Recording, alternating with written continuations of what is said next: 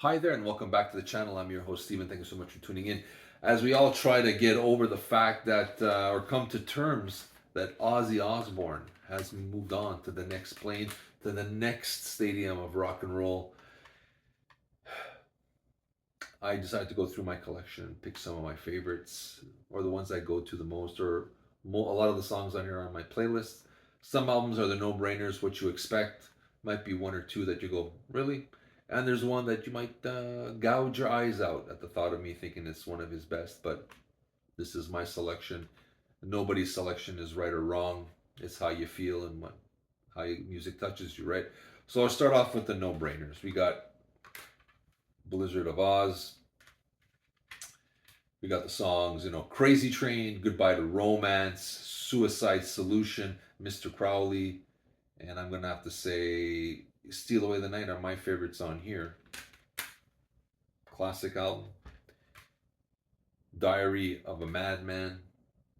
We have Over the Mountain, Flying High Again, You Can't Kill Rock and Roll, and the title track, Monster Songs. I think these two albums and the first two Van Halen albums became the standard of the early 80s of what this new metal was going to sound like, or what is a good album.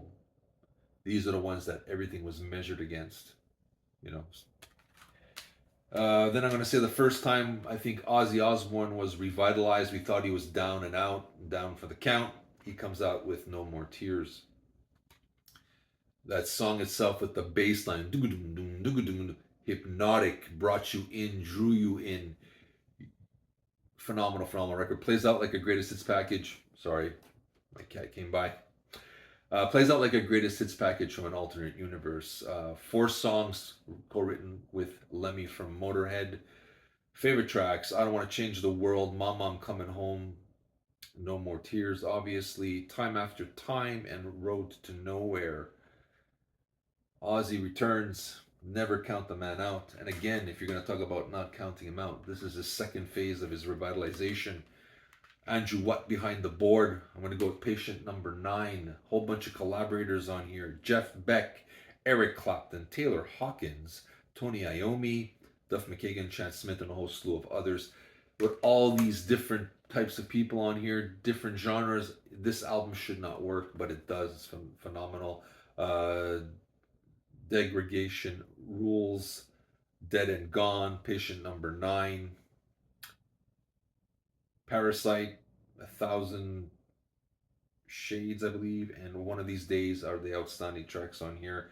Shouldn't work with all these people on it. Usually it becomes too disjointed, but it works phenomenal. Then the first album with Andrew Watt that he come together. This has Straight to Hell, Ordinary Man with Elton John, very beautiful song. Under the Graveyard, It's a Raid.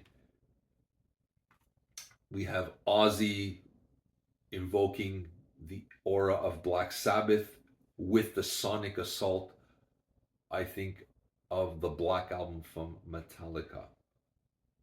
But you owe yourself to listen to this one time for sure. Last on my list, I know this is going to drive some people insane, but I've always loved the artwork.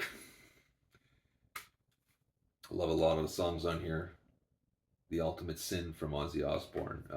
Easily his most accessible album. The least Ozzy sounding album of his career. Produced by Ron Nevison, who had, brought heart with the mega hit What About Love. He gave Kiss Crazy Nights, Take It or Leave It. Some people love it, some people hate it. Same effect. Very, very pop oriented, very accessible, very rock radio. But Killer of Giants, The Ultimate Sin, and Shot in the Dark, I think, are outstanding tracks, and you owe it to yourself to listen to this album once. Yes, it sounds 80s, it sounds dated, but Jake E. Lee's guitar playing is phenomenal. Ozzy Osbourne, is, I think, sounds really good on here. Again, it is a very watered down Ozzy, but if you want to bring somebody into Ozzy, this is probably the most accessible album of his career. That's easier that you could put on and won't offend anybody, or people go, it's too hard rock, it's too heavy metal. this is the one you start off with and you build on from there. But I still think there's some solid tracks. It's still kind of exciting to listen to. I still enjoy it to this day. I always have one or two songs on my playlist. So those are my selections. You let me know what you think. What are your favorites? And again, to the fans, to the family, to the listeners who, and to Ozzy himself. First of all, Ozzy, thank you so much for these phenomenal albums, for the music you have left behind, the joy you gave millions of people around the world. To his family, our deepest condolences from the Aroundtable. We hope that you can, get through this relatively unscathed, because you are celebrities. There's going to be a lot of people around you, trying to take advantage of the situation.